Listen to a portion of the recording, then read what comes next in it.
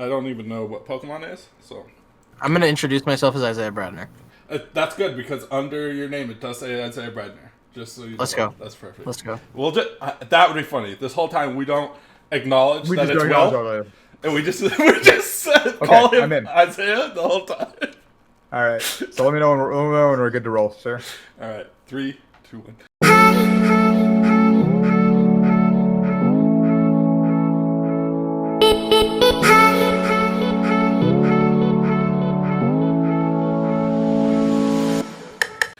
Yo, what up, guys? Welcome to Faded Town. We've been gone for 2 weeks.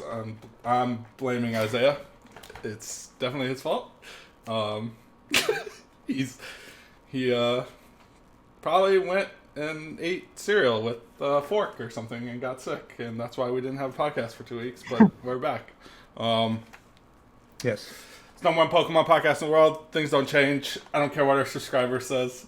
I don't care what anything says, alright? We're still number one. Your local library still knows all our names, and that's just how it is, guys. Definitely like, subscribe. Freaking, send this to a friend or something. They're gonna like it, I promise. They're not gonna hate on you.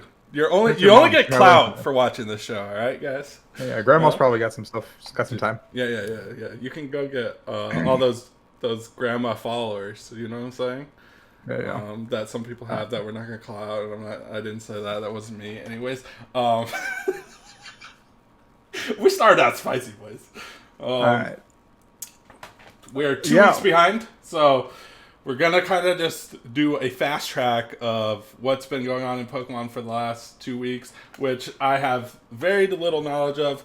I had a team challenge that I missed because I had to go get the COVID shot, so I went and got the COVID shot.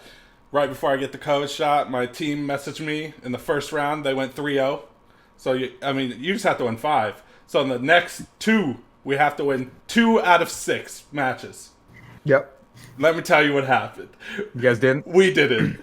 My team threw that hard. I was like, what did you guys do? And then they're acted like, oh, dude, I don't know. Maybe I'm just super competitive, but they're like, oh, we did our best. I was like, you guys threw so fucking hard. How do you go 3-0 in the first one and just shit the bed? It just doesn't make any sense. And they're like, well, we did our best. I'm like, we'll get them next time. I'm like, nah, dude, I'm going to fucking playing in New York fucking team next time. I'm not playing here. All these people, all the homies that are good at this game in Vegas don't even try. They didn't even compete. And then I get a team full of people I don't really know, but obviously they won the tournament, so they're decent players. They don't listen very well to coaching, and then we fucking throw that hard. I'm just salty. I'm just fucking salty. I should have played. I should have just played. Fuck the COVID vaccine. Who needs that? You know what I'm saying? Holy God.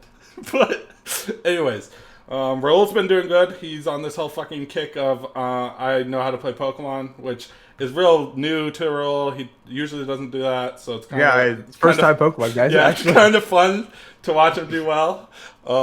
He won a whole fucking tournament, which was insane. I don't think anyone on this podcast except Isaiah won a Pog tournament a year ago. Other than that, we all suck, and now I have to step up. Thank you, Rahul. Thanks for making me look super bad. I literally haven't fucking day 2 I haven't even got into an event, so we're gonna have to fix that.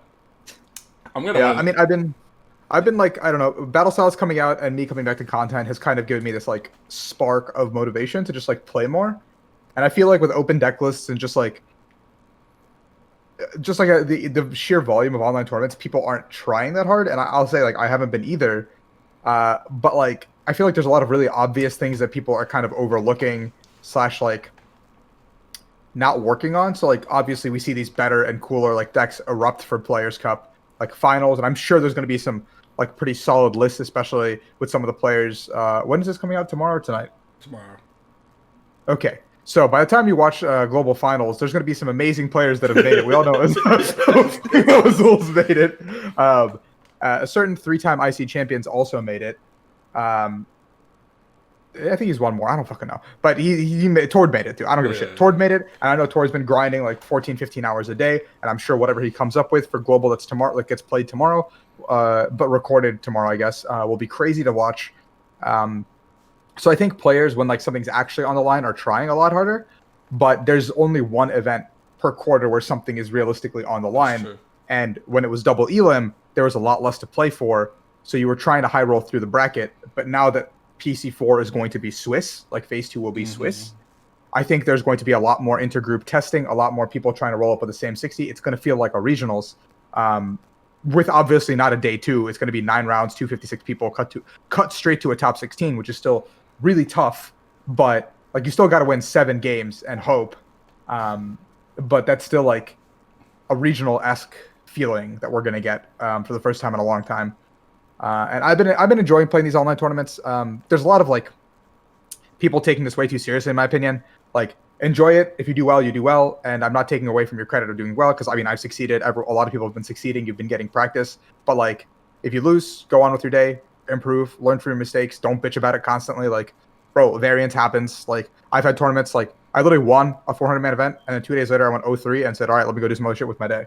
Like literally, it happens to everyone. Like, best of one is an animal. So you have to take it with a grain of salt. Just learn where you can, how to improve your deck list and stuff like that. And like, this is a time for everyone to learn and get better at the game.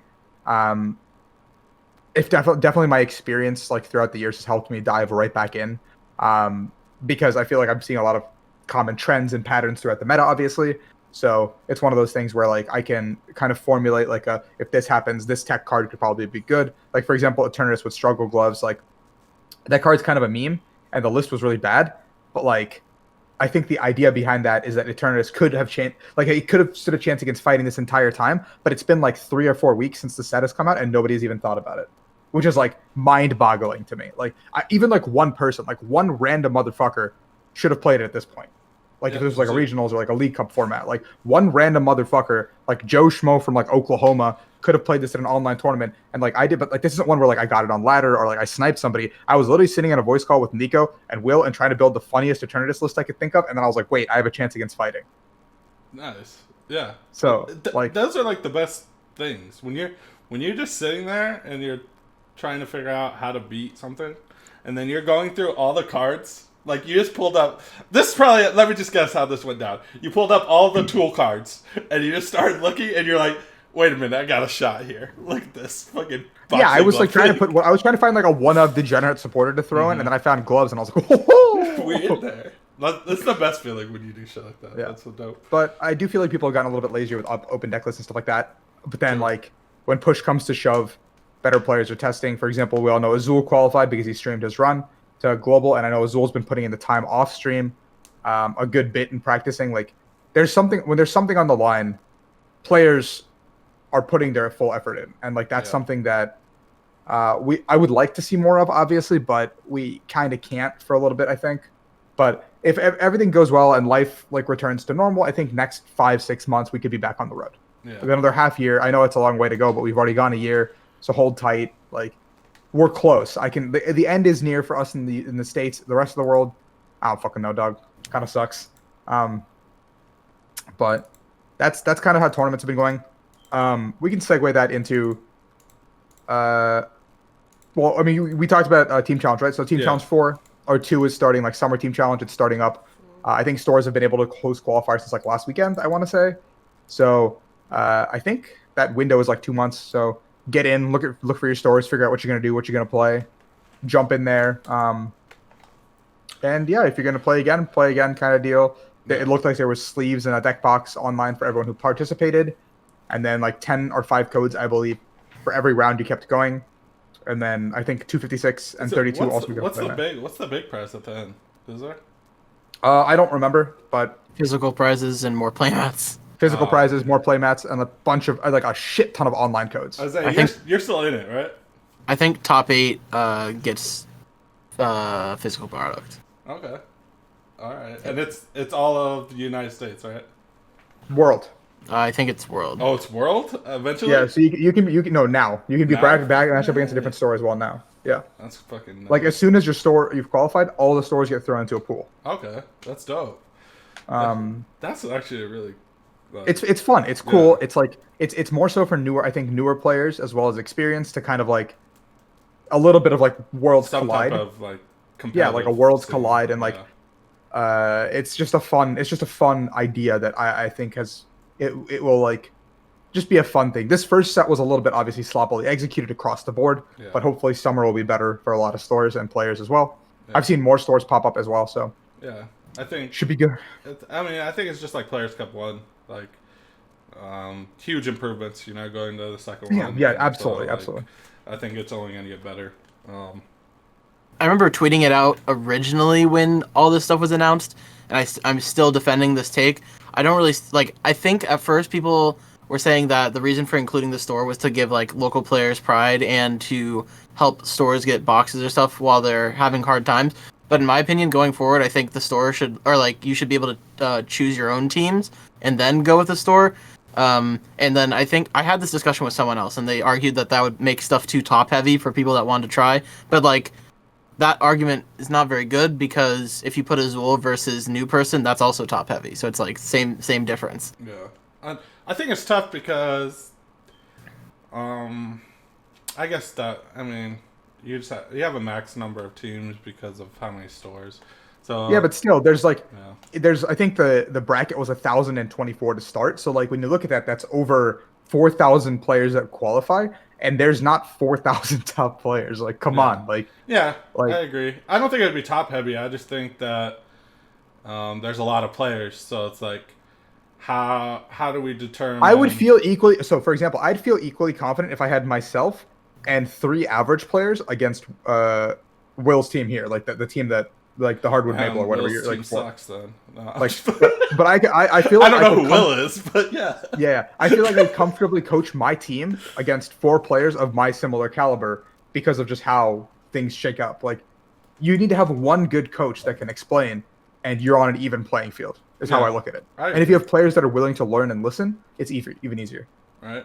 That's kind of how I felt when I was coaching, I kind of felt like I was almost playing 3 games. It was like me just playing 3 games at once, which is like I don't know how I feel about that as in a like bigger perspective as a team. It was more like, all right, this is what I would do in all 3 games, and it was like, am I just competing against three people here or something? Yeah, I think it depends big time like who your team is, because in my team we all kind of just trust each other to like do our own thing. So like most of the time we don't even look at each other's screen share.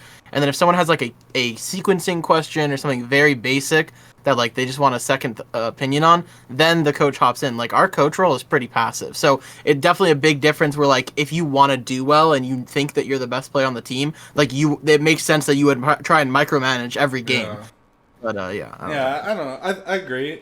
And like if they did change it where you could pick your team, I think it would be a lot different. Like, if I could pick the 4 players in Vegas and put them on a team, I definitely wouldn't be micromanaging. You're right. It would be like, I trust these 3 people to play the best. But then, like, my question is, like, how does it, like, I think it's a great idea. I would like that a lot more because I think it would be a lot more competitive. I think it would just be more fun. Like, you're playing with people you want to play with, and the games would be more competitive. But then it's like, you have all these stores that have to make decisions at that point. Like, all right, we're just going to pick Zach and his friends, but then you have Johnny and his 3 friends. Yeah, there's definitely going to be like a lot of nepotism involved. Instead of having a qualifier. Like, for example, the TO that I'm playing under, or like the store that I'm playing under, is like a very good friend of mine. And so obviously he's wanted me to qualify because he's like, you can carry the team, blah, blah, blah. But I didn't for the first one because of my own play and a couple of seconds that were out of my hand. Like I went 3-0 and I didn't win because of resistance. Yeah. But like, at the end of the day, like him wanting me to play is like a personal choice, but if he could pick, I would 100% be on the team every time, which I think is unfair to everybody else.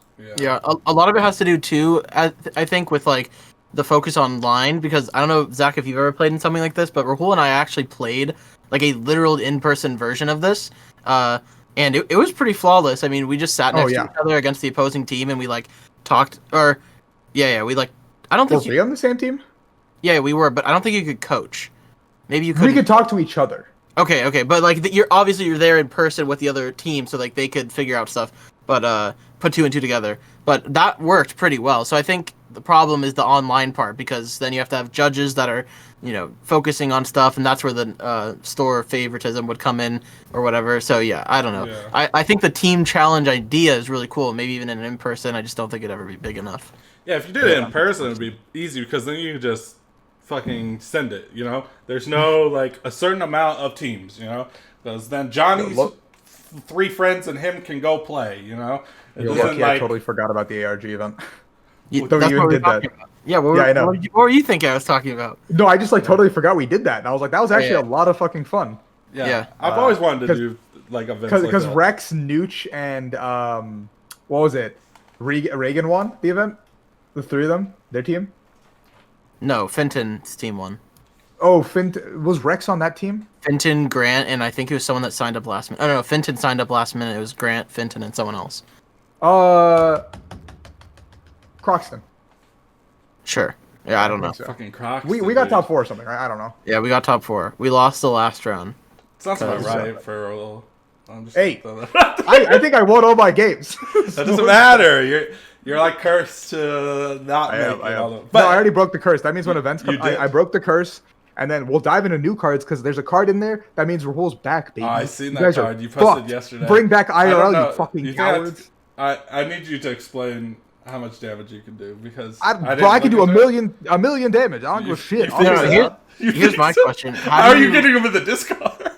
Yeah, here's my question. How do you attack? Like, there's no double single energy, right? Yeah. No, but I can use Houndoom to accelerate. Okay, all right. Okay. Yeah, that's just my lack of knowledge of the format. Yeah, that seems pretty cool. cool. We'll jump into the new cards, right? Yeah, let's jump in. It's been 2 weeks. There's been a bunch of new cards, and my two fellow co-hosts here don't know how to read, so I'm going to be covering this segment pretty much solo. I don't think it's I don't know how to read. I just don't care. To be honest. Isaiah, listen. Isaiah, you have to care. What are you doing? Isaiah, come You're on. supposed I know to carry you're in school, this group, all right? But now I'll explain some of the cards, and I'll let my two co-hosts have like more honest reactions because they both don't know what some of these cards do. Correct. So I'll give them This is good. I'll read it and I'll let them react, right? So I think this is gonna be like a fun little segment for us to do. So obviously the Calyrex cards and the birds are highlighting the set coming up. So we've got the Ice Rider Calyrex, where the baby doesn't really do anything, but the big boy says his first attack is Emperor Ride, double colorless, 10 plus 30 for each of their bench Pokemon. Nothing spectacular, right? Broken card. All right, but for 2 waters, it's 10 plus 120 for each water you discard, but you can only discard up to 2, so max 250 damage. Broken card. So wait, what was it? 1 and 2 waters? The first one is double colorless. The second one is double water. Oh, so it's double water. How do you get? Okay, I guess. Is it a water type? Huh? Is he a water type? Calyrex? Yes. A horse? He's a water type horse. Yep. This should be our segment. Or is he's ice? He's ice. Okay. Zachariah say broke or bust, and then we elaborate. Okay. So broken card. Okay. 250? Bust. 250's not killing anything. I'll get you. I'll explain. I'll read the rest of the cards, and you'll be like, okay, maybe I changed my mind. Okay. We'll get there. Okay, and then Shadow Rider. So I'm gonna read the baby to you guys because I think the Shadow Rider baby is very strong. It's psychic. First attack is 1 psychic. Shadow Miss 10 damage, and it's old Chaos Wheel. But it's like no special energy and no stadium. So tools are still good, but so pretty strong as a baby. For 10? Okay. For 1 psychic. Okay, but 10 damage. It's the It baby. doesn't even turn off items? Okay. No. All right. And then the big boy is like the card that everyone's talking about, the card that everyone thinks is incredibly broken. I'll leave you guys to think about it. It's dark type. It's weak to dark. I'll start with that. Its ability is called Hell's Gate. Once during your turn, you may attach a psychic energy from your hand to one of your bench Pokemon, so it self-accelerates. Then draw 2. Oh, that's busted. Wait, you attach and then draw 2? Yeah. Who printed that? Malamar and Zorak had a fucking love shack, and here we go. You didn't have to discard anything? Nope. You literally attach an energy. Is it from your hand? Yeah, attach a psychic from your hand to one of your bench. At least it's from your hand and not And like your deck. It's to bench psychic Pokemon only, so it's not like an open Malamar. It's a psychic Malamar. Okay. Energy spinner, boys. We lose that in rotation, but triple for 3 colorless. 10 plus 30 for each psychic attached to your Pokemon in play. 10 plus 30. That's not great. You don't like Pretty good. explode off the bat, but it's going to be good overall because you self-accelerate. Yeah, but you good. Now- self-accelerate, but you're going to die. Like, You're how not- many you're energies not- are you ever... Like, you need 10 energies to really do damage. There's Okay, more. but- There's more. There's But more. wait, there's But more. wait, Zachariah. There's more. Okay, let me hear this. Cresselia, Psychic 120. I don't know if you've heard of a card called Volcanion. It's that, but Psychic. Oh, like Volcanion EX? No, regular Oh, Volcanion. the baby Volcanion? Yeah. Where If you you- go first, if you go second, attach attach 3 three? Psychic. Yep. Broken. So Psychic is pretty good, right? You think? Is there a welder card at this point? That Yeah, there is a welder card. Does it give you 3 psychics? No. Because I'm done if it We got does Melanie. that. I'm out. Attach a water energy from your discard pile to one of your Pokemon V, then draw 3 cards. So it's not from hand or Is deck, it only but one it's water? discard. It's 1 water from discard and only to V, and then draw 3. So it's like an incredibly balanced welder for water types. But think about what water types we have: Blastoise VMAX, Lapras VMAX, this deer guy. I don't fucking know his name. Chimichanga. I don't know. It's good, and I think it's going to be not amazing yet because the weakness is steel, but it's like I think incredible potential. Now It's let's weak go to to steel? the rest of the cards in this reveal. Fog Crystal. Search your deck for a basic Psychic Pokemon or Psychic Energy, reveal it, and put it in your hand. Netball for psychic types, baby. So not only does the deck have the capability of doing like 300 damage, it's also mad consistent. Dude, you got yeah. draw, you got search. Like, Yeah, there's enough. It's good. Like we're gonna lose Con. I wish they but would do Evo this is- for cool Pokemon. This is a fucking deer riding a horse. It's the stupidest Pokemon, and they're making... Why did they push this, dude? Like, who at Pokemon drew up this Pokemon and was like, this is going to be the greatest This is Pokemon it. of all time. This is it. All right, let's go to the rest. Path to the Peak. Each player's Pokemon in play with Rule Box has no abilities. Chef's Kiss. And that's Perfect the card. Stadium? Stadium. Perfect card. So it's like... So that's gonna be really. So So this it's is gonna pretty bring back much Stadium Silent Wars. Lab, right? Yeah, it's gonna bring back Stadium Wars because we lose Swell and Marshadow in We lose rotation. Swell and Marshall? Fucking A, dude. So it's going to bring back like 3 to 4 stadiums per deck, I think, like Yeah. depending on your typing. Then there's Old Cemetery. Whenever a player attaches an energy from their hand to one of their Pokemon, excluding Psychic, put 2 damage counters on that Pokemon. All right. But I think Path to the Peak is overall better. Yeah. Tell me your fucking Rockruff thing really has potential because I don't want to play any stupid V Pokemon. Like, it just seems so fucking stupid. Yeah, the Rockruff or like Lycanroc deck will have potential to deal with that because you can play T-Tar in the deck. And T-Tar you does can one play shot. those T-Tar does stadiums. one shot. I'm playing 4 of those stadiums in that deck. Yeah, T-Tar No, one shots Calyrex, and Path to the Peak doesn't stop. What is T-Tar? Just T-Tar V. Just from this past set. So we have It's to just play a a dark V card. card in our fucking basic Yeah, we have to Pokemon? attack. We have to attack. Oh yeah, that's the attack with the it has to have the... Okay, yep. All right. Yeah. All right. And I actually like that Houndoom, more. and Houndoom can also one-shot this guy if we get enough shit going for us. Ooh. What? Houndoom what's is a it weak reasonable to? attacker What's it for 2 weak to? energy. Huh? The stupid second one is weak to dark? Yeah. Oh my god, let's play.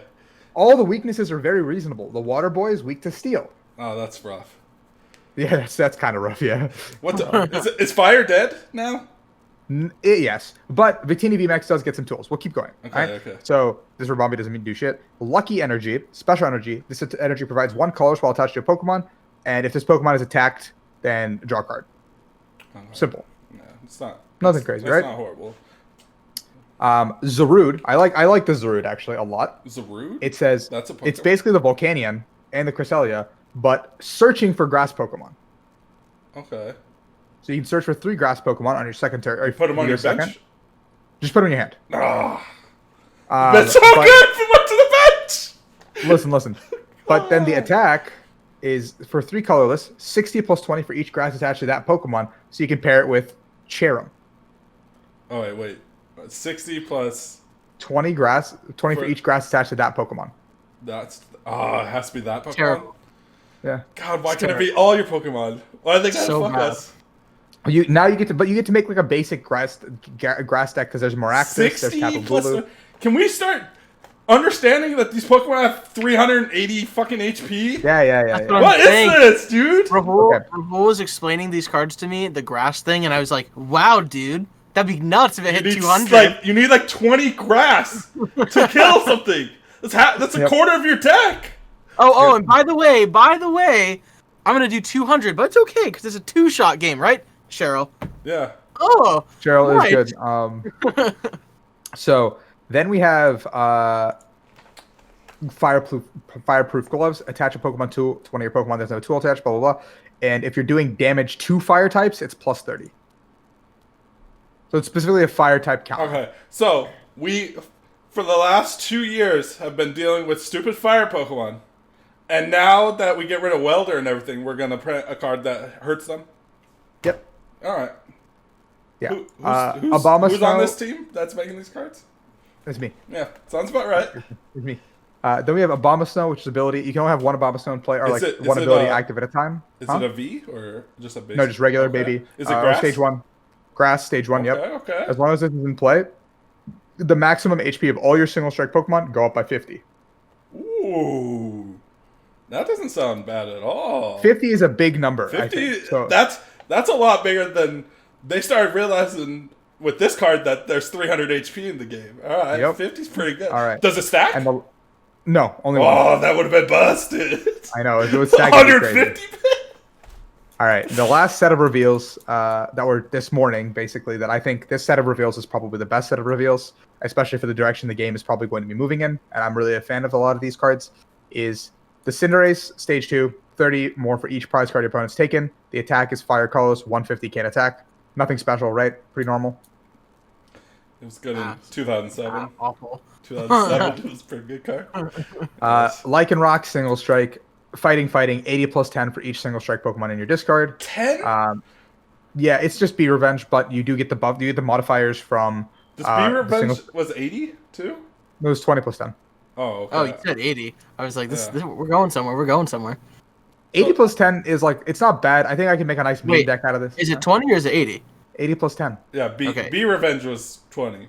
Lycanroc is 80 plus 10, which I think is the potential to. It should have just been 20 plus 30 plus 50. Yo, chill, everyone chill the fuck out. I mean, the deck to be fair, the deck takes a lot of setup. Like, you gotta get the Houndoom, you gotta get the Lycanroc. You only literally have to play. But Lycanroc doesn't have to be the main focus of the deck, is what I'm thinking. Like, you just play like a single strike focus deck without Urshifu, because that eats up way too much fucking space. So you cut that dumb bitch, and then start playing like this Doggo. You start playing T-Tar, some of the other like maybe stage 1s or like basic. Primeape.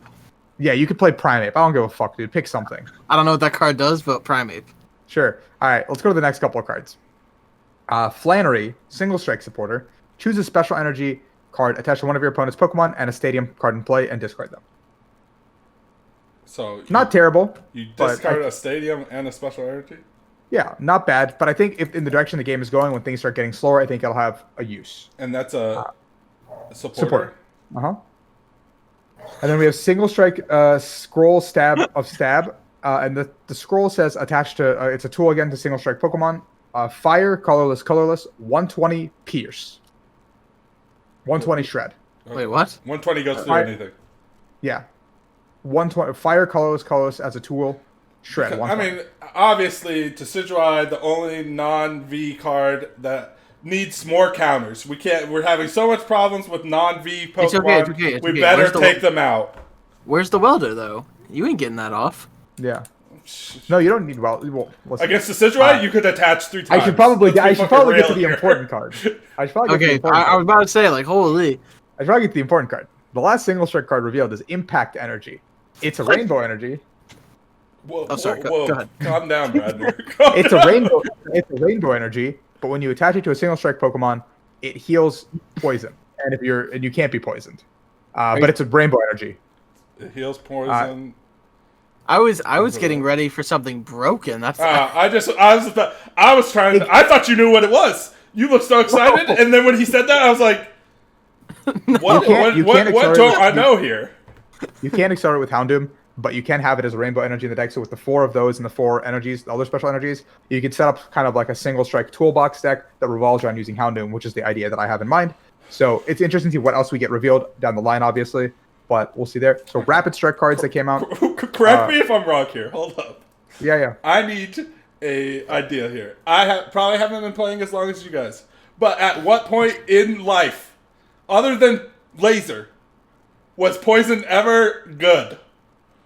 Not really. Poison's not good right now. But why are we making cards for this shit? Please stop. I assume there will the game. I assume there will probably be a poison thing in the future that's relevant. But let me get to the Rapid Strike stuff because the Rapid Strike is much better. Wait, we cannot make poison relevant and then already just print what is that stupid switch card? We both switch rope. We have switch. We have what will happen is they'll print they'll print this stupid card and then they'll be like a floatstone. All right, Oracle Isaiah is here to see into the future. All right. Let's hear so we've been waiting for Garbodor VMAX, which I'm pretty sure that's a thing. Who's been waiting for that? No one's been waiting for that. Well, I have a friend named Will, and his favorite Pokemon's actually Trubbish, so I know he's been waiting. So there's at least one person. There's at least one person. So Garbodor VMAX is going to be like something dumb, like a psychic energy, and it does like 300 damage on poison. So then it would be relevant, right? So seeing into the future here. Sure. Anyways. Okay, continuing with the Rapid Strike cards. The Rillaboom is okay. It's a stage 2, so obviously stage 2s are not always going to be good because it's hard to get them off.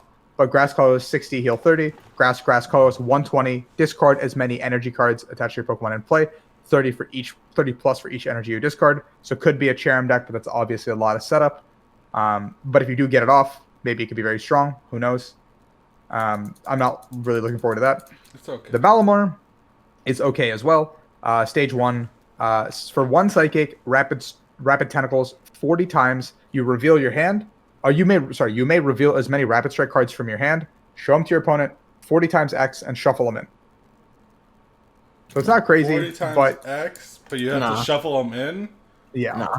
Nah. Why do we do that? Just let cards be good. I don't hate these cards. I actually think they're very reasonable. You guys are. How's that reasonable? You're done after one time. It's a one-time use. No, because you have Octillery, Karinas, you can refresh. There's so many cards to refill your hand if you play Rapid Strike with an Octillery engine. And especially, I'm thinking post-rotation. This rotation, a lot of these cards are going to be weak because tag teams are going to overpower them, obviously.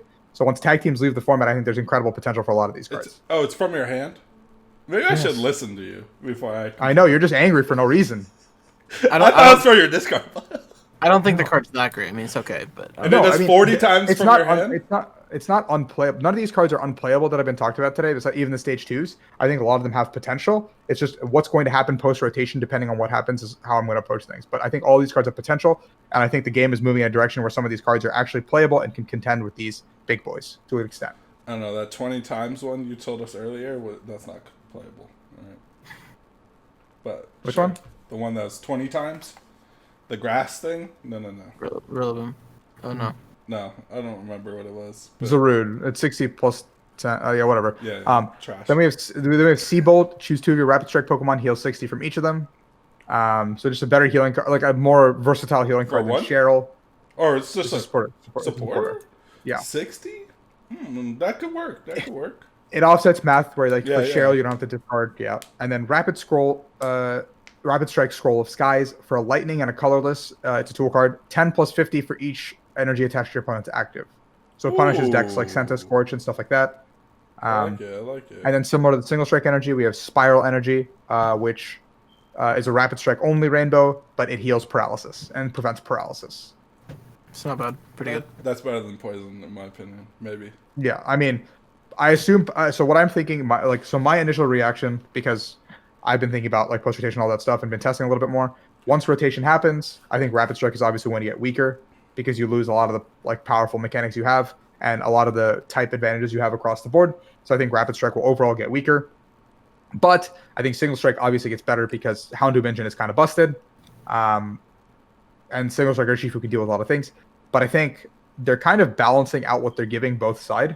So if this mechanic continues over, I don't know, maybe another set or two, it would be very interesting to see what our overall metagame will look like with Rapid and Single. Because I really like what they're doing and how they're splitting and giving each side like two of the same card on a different coin kind of deal. Yeah. So I think I'm really interested to see what EV Heroes and I guess our 25th anniversary set will bring us. Yeah. I got a question for you all. Yep. Why aren't we playing Octillery?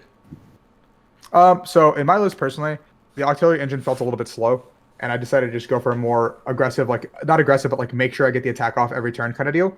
But if decks start going for more hand disrupt the, like kind of stick you in the dirt kind of route, Octillery does get better. So I think the Octillery version or the Jirachi version isn't confirmed better right now, but I'm personally feeling better about the Jirachi version just because it's more linear and straightforward rather than giving you options. But as more cards come out, having the Octillery engine to have options definitely feels like it would be the better route as we go. Okay. I don't know. I haven't been playing. I've just been looking at people's lists, and like people are going Jirachi over Octillery. Yeah, my list has been carbon copy and changed one card or two cards. Yeah. Like that's literally what's been happening. Yeah. And like I've been testing with a couple. Well, by the time this is out, list's already locked as of this morning, so it doesn't matter. Yeah. Two of the players I was testing with for global from the US, we've been testing pretty much this entire week. That's why I haven't been streaming or anything recently. We've been trying pretty much everything, and for the time being, it feels like Jirachi is just a more consistent engine, but Octillery has the higher ceiling, if that makes sense. Yeah, I agree. I don't know. But I don't think there's enough options to grab with Octillery at the moment. So give it one more set, and I think Octillery could surpass what Jirachi can bring to the table. That's such a good explanation. I'm glad I asked that question. Yeah, no worries. Yeah, like it's just right now there's not enough options, right? Like so, for example, one more set we can maybe throw in a Seabolt instead of Cheryl, so we don't lose as much. We can throw in the Rapid Stroke Skull Skies, like the Spiral Energy could be like a tech as well. Like you could punish a lot of decks. Like you could, I don't know what else Rapid Strike is there yet. We haven't seen the full set list, obviously, but there's obviously more pieces there's and stuff more that you options, could. Yeah, more options, and like Octillery thrives when there's more options, and obviously I think we're going to continue the mechanic into EV Heroes as well. So having more sets and stuff, Octillery will just only serve to get stronger, and it's the same with Houndoom, because Houndoom will only serve to get stronger as there's more rapid or single strike cards to attach to. So those two, I think, at the end of the day, are the cornerstone. Like I don't think the Urshifus are the cornerstone of rapid and single. I think those two are the cornerstones of how the future of those like archetype will develop. I like it. That's a good explanation. Like when you focus, you should not be focusing on an Urshifu deck. Like later, like, give it like one or two more sets. You start your deck with like a fucking 3/3 Octo or like 4/4 Houndoom or some shit, and then you go from there. Yeah. Like that's where you should start, in my opinion. That seems right. I agree with that. Yeah. That's why I was asking, because when I read that card, I'm like, that card's really good. No, obviously my first list was also Octo. If you guys checked YouTube, like that was where I started, and that's where I wanted to go. But based on how like tag teams are still a little bit too fast for these cards, again, I really think once tag teams are gone, the entire game will slow down. Yeah, I agree. The entire game will slow down, especially with ADP leaving. The entire game slows down. Yeah. It's crazy because we were, before ADP, we're like, because I felt, when ADP first hit, ADP made the game slower. Because you had to like go 2 turns before you did anything, and you're... That's because of Keldeo, yeah. Yeah, you're fighting with Keldeo, you're like, dude. And then once... Zacian was Omega like, broken. Yeah, so. It was like, all right, we're in hyper speed mode now. So yeah, Zacian was Omega broken. Saucer was Omega broken. Like, but I think like even now I'm noticing that this format, or like from last set to this set, things have slowed down considerably. Skill has been reintroduced into the game. Like basic things like sequencing and simply like mapping out your prizes has become relevant again, rather than just like a fucking like just blow up shit because you can. I agree. Just by introducing Urshifu into the format, which I like. That's why I'm back. That's why I'm having a lot of fucking fun playing. Like it's actually a lot of fun, like thinking about how to map out my prizes, how to like deal with the metagame. Obviously, there's certain matchups that are going to be rough here and there. I obviously think ADP is like not a good deck anymore. I think like if you're playing ADP right now, like you're relying on ADP to carry you rather than be a good player. Yeah. Like that's the way I look at it, where like you're relying on the power of that GX plus 2 bosses to win you the game rather than be a good player and map out your prizes. Because a good player, I think, can map out their prizes Omega well still.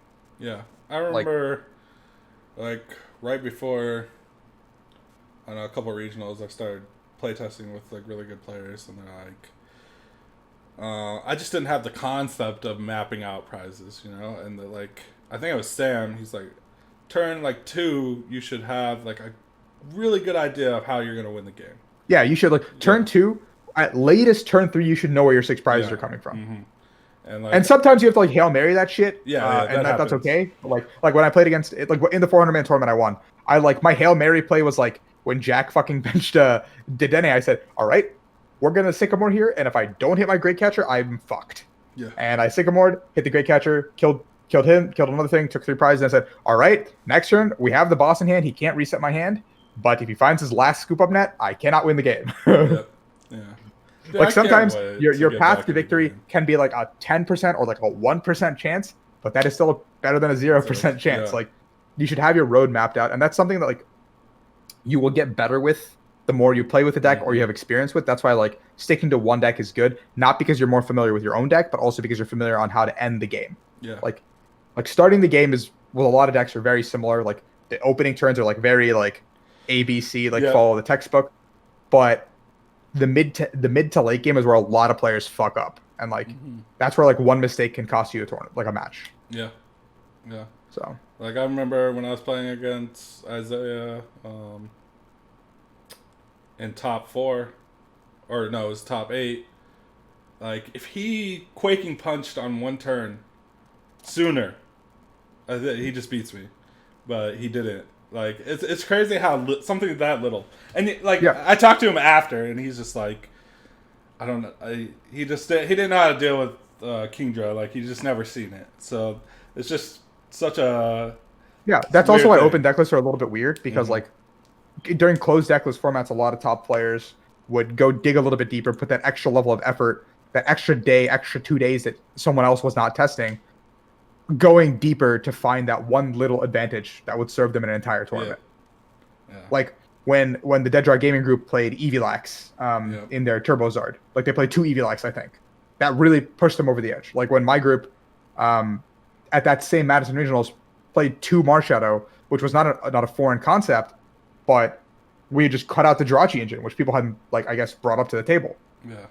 So you're left wondering, like, that just little bit of uncertainty on what to play around is really what you can capitalize on towards the end of a tournament. Yeah, like I know what I bring up the match me and you had, but you didn't know I played Judge. I didn't know you played Judge. If I knew you played Judge, I don't make that play ever. That game is completely different. You literally like burned your last greens, and I was like, I literally went Judge. I literally Hail Married right there. I'm like, oh, he has no out. There's no way. I don't care that he knows I have it. He has no way to stop this. And then I literally was waiting. We both were sitting there with like 20 card hands, and you're like, I win the game, and then I was like, Judge, and you're like, what the fuck? Yeah, I was like, oh, well, I lost the game. But, literally like on the spot. That's crazy. Yeah, because that play would have just never happened. Yeah. So it's like one of those things where like, use this time to get better. Use this time to like grow as a player, because like when IRL comes back, if you do plan on pursuing it, you won't have this much time to like learn and grow. Like it's gonna come quick, and I think the events are gonna be bigger than they've ever been. It's gonna be more competitive than it's ever been. I think we're gonna go back to like not 2019-20 season, but the season prior, the 2018-19 season, where we were hitting like 1,000-man regionals commonly. And like I think that's gonna start happening. And I feel like everyone was taking it super serious. Like everyone was grouping up and playing. I think this break 60s. Also will give it a good period of time for groups to like relax, break up. Like I think like who's gonna come back and who's gonna take it seriously. Like I know like Will and I have talked pretty frequently about like when we go back, like what's our stance on it, and like Xander and I have talked pretty frequently. He's been taking a good break from Pokemon, but like everyone misses that that competition. Like if you're a natural born competitor, like you don't need a reason to compete. Correct. Like it's just like if someone asks like why do you take this so seriously, it's like do I need one? Like like it's a simple like do I need a reason to take this seriously? The only thing I fucking hate losing, like the only thing I'm okay with losing is sleep. Yeah, I'm cool with that. Like, that's a good thing. I agree with you. I hate losing. Yeah, I'm like super sore loser. I'm so hard on myself when I lose, but that's I think the right approach when you like need to learn. Yeah, I agree. You have to be like that. Yeah, I mean, kind of a succeed. Yep. Like, so yeah, that's what like. I hate when people ask me why I'm mad. It's like, you don't understand. I just spent 2 weeks prepping for this, and then I fucking suck, and that's why I'm mad. Right? I invested my fucking time into this. I don't know. Yeah, like I mean, I was like, I mean, I prepped pretty hard for PC3, and so did Isaiah, like phase 2, and the two of us both bombed out, and I was like kind of omega depressed after I lost. Yeah. Like I literally like I know it was like a high roller format, but like I'm not gonna blame it on the format or the situation ever. Like good players should always find a way out. And like if you get unlucky, you get unlucky. But like I'm sure there's something I did wrong. I'm sure I played badly somewhere. Yeah. Like I went 1-2 and got knocked out. Like it wasn't even like I got deep enough to like even say I did something. Yeah. Like I ordered food, took a fucking depresso nap, and I was like, well, if I had recorded these games, I could analyze, but I didn't. So Yeah. Like I always say, like if you're not like emotional about something, you're not invested. Like you're just not invested. And like people that are not invested don't understand. And you can't there's no point in getting mad at those people. You just if someone does ever ask you a question like that, just understand that they're not invested and they just don't understand. They just don't understand. Because someone that understands would never ask you that question. They'd just be like, "Bro, let's go get a beer, dude," or something like that. Like, it was bad. We'll figure it out. But it is what it is, you know? I can't wait to get back.